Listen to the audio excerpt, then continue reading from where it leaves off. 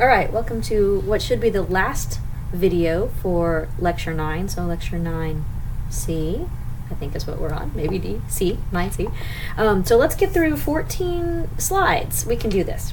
So we just finished talking about the themes of Jesus' preaching and teaching, and we'll talk a little bit about his style of teaching, because we tend to forget sometimes that Jesus was a very skilled teacher. He used some of the best teaching methods of his time that actually continue to be great methods today. He used hyperbole. If your eye causes you to sin, pluck it out.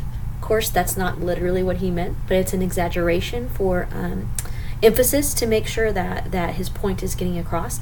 He also says it is easier for a camel to go through the eye of a needle than a rich person to enter the kingdom of heaven. So this exaggeration adds power to the statements that he's making. He uses puns. These are things that we can't usually catch in the English translation, but when he says that Peter is the rock on which he will build his church, the Aramaic word for Peter is Cephas, and then the Aramaic word for rock is Kepha. So it's Cephas is going to be the Kepha. So there's a pun there that we don't catch in English. He uses similes and metaphors. You might have heard some of them. You are the salt of the earth. You are the city on a hill. And he also speaks in wise sayings or proverbs. Where your treasure is, there your heart will be also, Jesus said. So he taught with great skill. The main way, actually, that Jesus taught, especially as we read through Matthew, Mark, and Luke, is with parables. So a third of Jesus' teaching comes in the form of parables. And as you read through the synoptic Gospels, Matthew, Mark, and Luke, you will see that they tend to put these into groups. So they'll have several different parables about the kingdom together. In Luke, he has 3 different lost parables: the lost coin, the lost sheep, and the lost or prodigal son. And then parables of faith are often grouped together. So look for those when you're reading the Gospels. And it's interesting that Jesus doesn't end up explaining all of his parables. He leaves many of them unexplained. And we believe that this is a technique. Yes, parables are set in everyday circumstances that help people understand a deeper truth, but they also are sometimes really difficult to understand. And so when he says these parables, it's like he's drawing people in who are interested, that they want to come back the next day and hear more so they can understand more. But those people who are on the outskirts, who don't really want to listen to Jesus, who actually would want to use his words against him, maybe like the Pharisees or the Sadducees, they don't completely understand what he's teaching when he teaches in parables. So it kind of pulls people in who want to know more and pushes people out who don't really want to learn more. So it's an interesting way to teach that Jesus uses here. You may be familiar with some of the parables. There are longer parables that are more like stories. The parable of the sower, the one who goes out, the farmer who goes out and throws seed on the ground, and it lands on different areas of the ground, to talk about how the word about the kingdom goes out, and it doesn't always take root. There's the Good Samaritan, which is probably one of the most famous parables from Luke, and the prodigal son, which teaches us about the love of God as a parent, and then the parable of the talents. But there are also shorter parables that maybe would be considered parabolic sayings. The wise builder who builds a house on a rock rather than the sand. The mustard seed that is like the kingdom, that is a small seed that grows into a huge, large tree. The pearl of great price, the friend at midnight. So there are very many shorter parabolic sayings that help Jesus teach about the kingdom of God. What does it look like when the reign of God is instituted on earth, and how should we live in this reign? So to move on from Jesus' teaching, some of the other actions that Jesus does during his ministry is to call disciples. He also has one particular group that we call the apostles, who are 12 men that he chooses to kind of be his travel companions. A lot of people over the years have tried to make an issue of this, saying, well, if if women are supposed to be in ministry, then why didn't Jesus choose a woman for one of his 12 disciples? And that's just really a cultural issue. Men were the ones who would very easily travel and be able to get up and move around and be in public more. Women were more in the home at this time period. So though there were women disciples that followed Jesus, but they were acting sort of outside of the paradigm of their society. So Jesus did have many other disciples that did follow him around, supported him financially, and learned from him, both men and women. We actually learned from Luke that several women who had their own means, their own wealth, which was rare, did end up supporting Jesus' ministry financially. We also know that Jesus hung out with other people that weren't necessarily his disciples, and he tended to hang out with the people that society did not approve of, especially the religious leaders. They did not approve of Jesus hanging out with the tax collectors, who were the most hated people in society. This group they call the sinners, which could encompass many different kinds of people: adulterers or prostitutes, lepers who were normally shunned from society. Jesus was around all these types of people and had meals with them, which was a very intimate way to say, I identify with these people. They are my people, he would say. And so you can understand why the religious leaders got upset with Jesus, because he was living very much outside of their tradition in the way they interacted in society and the people that they hung out with as well. As we go through Jesus' healing and teaching ministry, there comes a point where it's a turning point in the Gospels, especially in Luke, where Jesus gathers his disciples or apostles together and said, who do people say that I am? And they give different answers, but Peter is the one who says, you are the Messiah, the Son of the living God.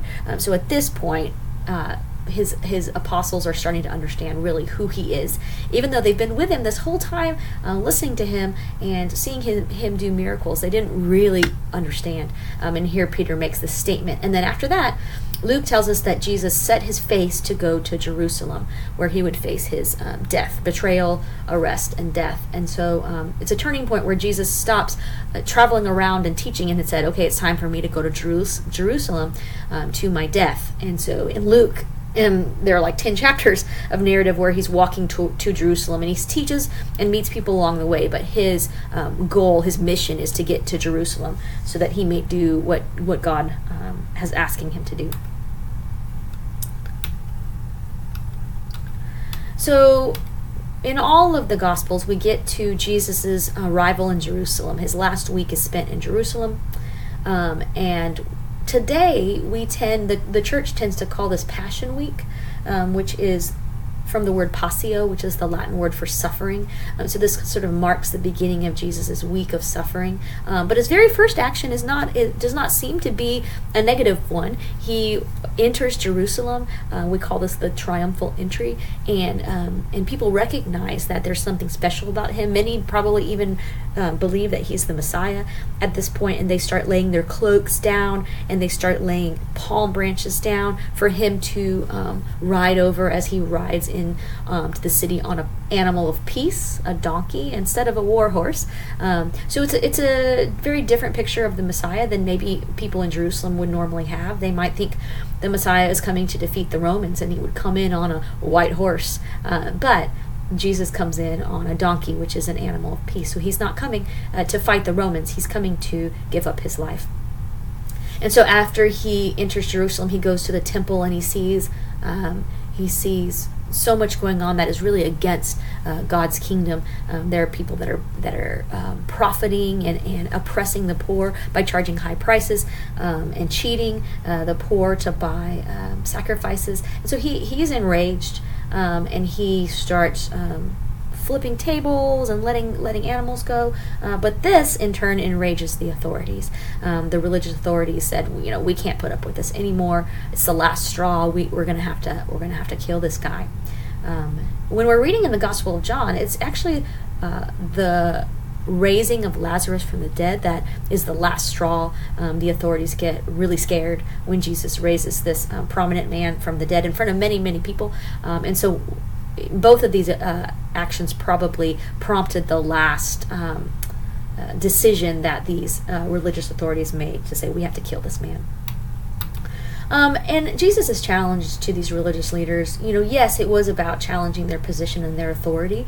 People said that Jesus taught with authority, not like the chief teachers and scribes.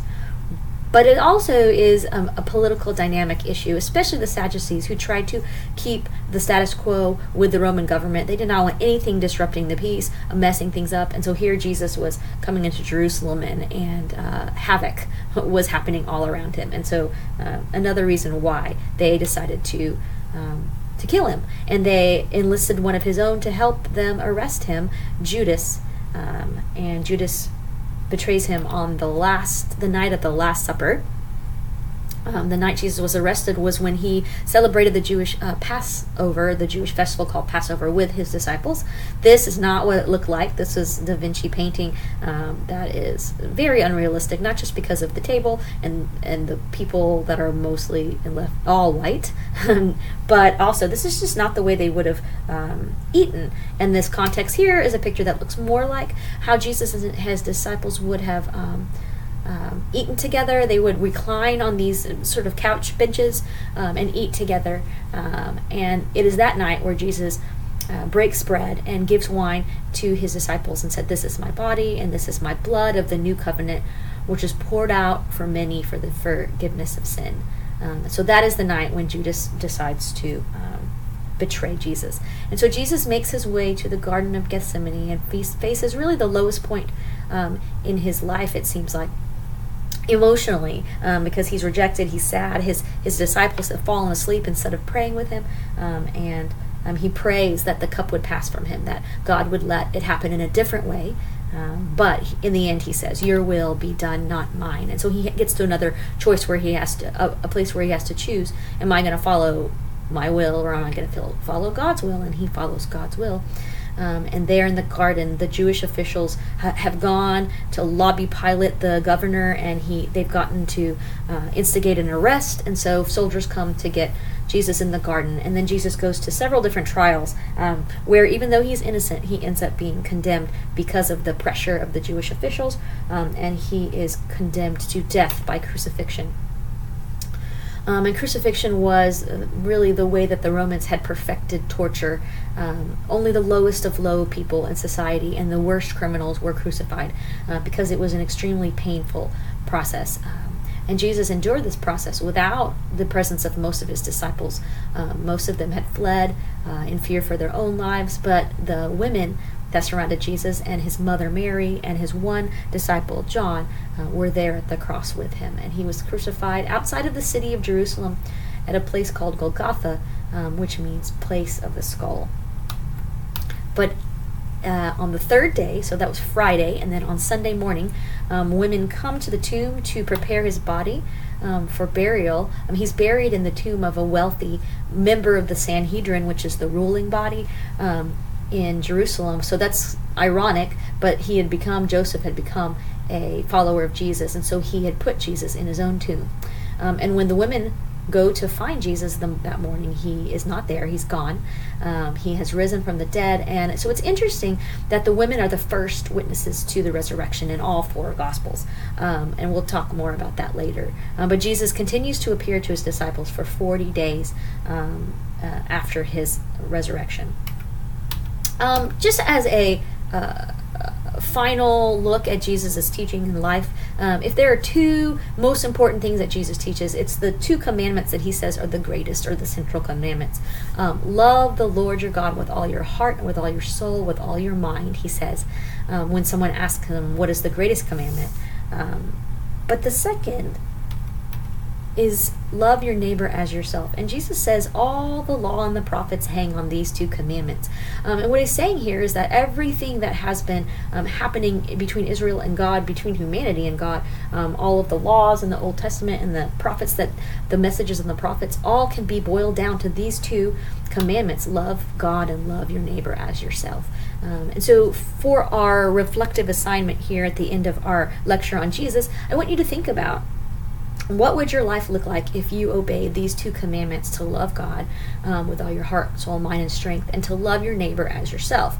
What would you stop saying and stop doing? What would you start saying? What would you start doing? What would change in your life if you changed in this way? If you tried that your every choice and your every word would be to love others and to love God. So try to give a self-assessment and be honest, and go ahead and do that reflective exercise right now.